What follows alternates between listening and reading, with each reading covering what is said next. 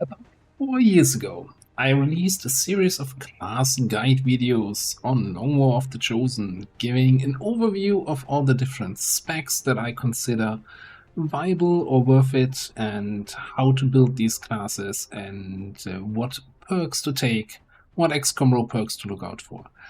These class guide videos have been somewhat popular, and I received a lot of comments on that, and most importantly, ever since the release of the 1.2 patch for Long War of the Chosen, that brought a lot of class changes and updated perks with it.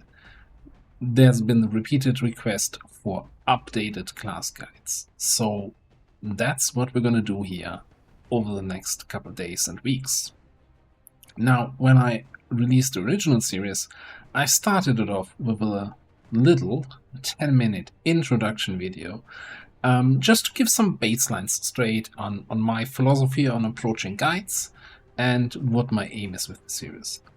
So this here is again a little introduction, and just like with the rest of the class guides, I'm trying to keep it a little bit shorter than the original one, but most of the stuff I mentioned in the original introduction video still applies for the class guides ahead. But let's focus on the 3 points that guide me when creating these videos. So in general, with any sort of guide video out there, not just for Long War, but for any sort of games, there's basically 2 categories that to me are the obvious ways to approach a guide. You can be, on the one hand, very prescriptive, telling people what to do, telling people if they don't do it this way, they're doing it wrong, and just basically saying, asserting authority and saying, okay, this is how you do it, everything else is wrong, you know, I'm the one teaching you the master class, you gotta follow these lines. The other philosophy, and this is more like the way I like to approach it, is to be descriptive about it. So what I like to do is explain how something works, and then showing how I come to the conclusion on what I do, and telling you, hey, try that out, it works for me, see if it also works for you. I don't just want to give you a guideline to follow, I want you to understand why I'm following this guideline. I want you to be able to follow, make your own conclusions, and basically not just follow a template, but understand what's behind the template. The downside of this approach is that my guides, and especially if we look at the old class guides, tend to be a little bit longer, because sure, I can give you a spec for every class in 2 minutes, but explaining the spec, why it is this way, and why I think these choices make sense, takes a little bit longer. And I'm okay with that, and if you're willing to watch through the whole video, I hope you're okay with that too. The next thing, which is kind of one of the reasons why these guides only come out now, rather than when 1.2 released, is I value actually experiencing the perks and the spec more than just looking at the numbers on paper and theory crafting about them. Now, at the end of the day, it's still kind of anecdotal and evidence, because you can only play the game so much.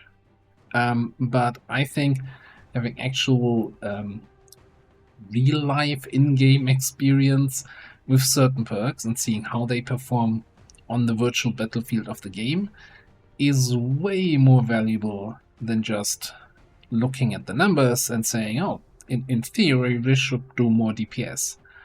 But if you're never getting into that theoretical situation, then you're not doing any damage with this perk. So I value experience a lot. That being said, even with now having completed several campaigns on 1.2, I still haven't played with every single perk. So in the upcoming guides, I will point it out if something is just me looking at numbers, or if it's something, well, I will point it out if it's just me looking at numbers. For everything else, you can assume I actually played with that stuff. And finally, I'm a big fan of build diversity. So the every class has 3 perk trees plus a wide variety of random XCOM role perks that allows you to build your character how you like.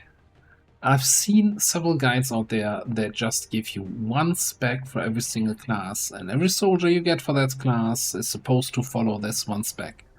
And there's nothing wrong with that.